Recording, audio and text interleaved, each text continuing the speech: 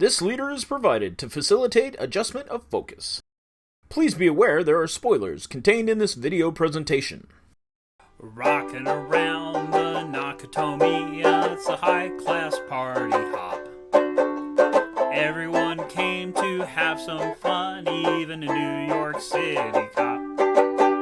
Die Hard was released in 1988 and it was directed by John McTiernan. It was nominated for Best Sound, Sound Effects Editing, and Visual Effects. I mean, what do you say about one of the founding members of the action genre? It is a solid movie and it's pretty great. It had a very 80s vibe to it. The shoulder pads, holy mackerel. The douches snorting cocaine. Snorting cocaine off the shoulder pads. They really needed a small PA for that quartet. A little bit of reinforcement there. And then when he gave that announcement, everybody could hear him. That was a big letdown. That was my note, is that they didn't have a PA at their party. He hears a gunshot and he's got some time, but he doesn't put on a shirt or shoes. Put on a shirt, John. Come on, man. In the book, Nothing Lasts Forever, he is actually barefoot in the book. So I assume that was based off the source material. Skyscraper, Olympus Has Fallen, Under Siege, Cliffhanger,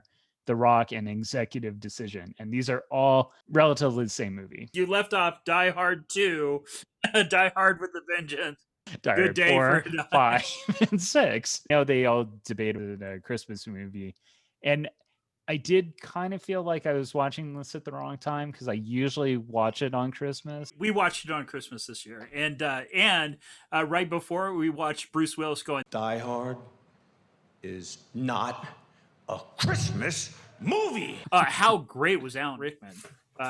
He was good. Yeah. Holy mackerel. When he falls, they had him hooked up to the rig, and they're like, we're going to drop you on 3. And they go 1, and then they drop him. So that look on his face was real. Rickman's fake American accent, so good. Please, God, no, you're one of them, aren't you? You're one of them.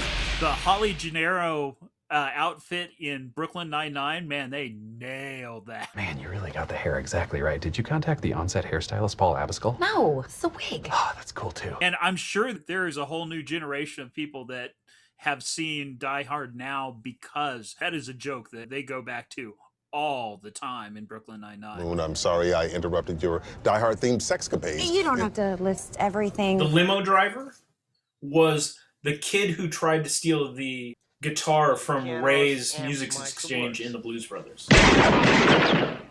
Now go on, get. Nice. Argyle? Argyle? Al Long, I think, or Leong. He's that henchman that you see him in, like, Hunt for Red October, Last Action Hero. His role in Big Trouble in Little China he was fantastic in that. And then he was Genghis Khan in Bill and Ted's Excellent Adventure. Bruce Willis, his claim to fame at this point was he was in Moonlighting. Yo, Matty. He was not a shoo-in for this role. I mean, he was playing that same kind of douchebag. You looked at a calendar lately? What's that supposed to mean? It means this is the 80s, Matty, and in the 80s, you take your romance where you can find it. It wasn't his tough guy. Bruce Willis has a very an everyman quality about him. Arnie doesn't look human at all, and Stallone looks like Stallone. Bruce Willis, he really does look like the guy that could live down the hall from you. I watched Die Hard, Die Hard 2, Die Hard with a Vengeance, and Live Free and Die Hard. I didn't watch the last one because they don't get any better. And but I think this is one of the rare instances where I would say Die Hard 3 is better than Die Hard 1. And that's the one with Sam Jackson. I also would throw out that Die Hard 3 should never have been made because Die Hard 2 was awful. Right. Die Hard 2 it was bad. But Die Hard 3 is really good. It's like Die Hard 1, but like with a little bit more polish. The action genre had kind of matured a little bit. And Jeremy Irons is just perfect in that role. That ending was not very good, though. It was really anticlimactic. Are you aiming for these people? No.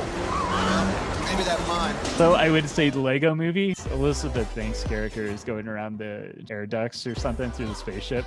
Bruce? Willis, yeah. I spent a lot of time in air ducts. No ukuleles. No ukulele. To be seen. Although string quartet. in the beginning of the movie. So I would go ahead and say that I think this still holds up, and I would give it 4 ukuleles. It is something that I would watch on a Saturday just hanging out. I would say I'm going to give it 3 ukuleles, but that's only because I feel like Die Hard with a Vengeance would get the 4. I'd give it 3.5. I'd still like watch it every Christmas. I mean, it's the best one out of it. Yeah, once they went PG-13, they just like they watered down like the grittiness to it.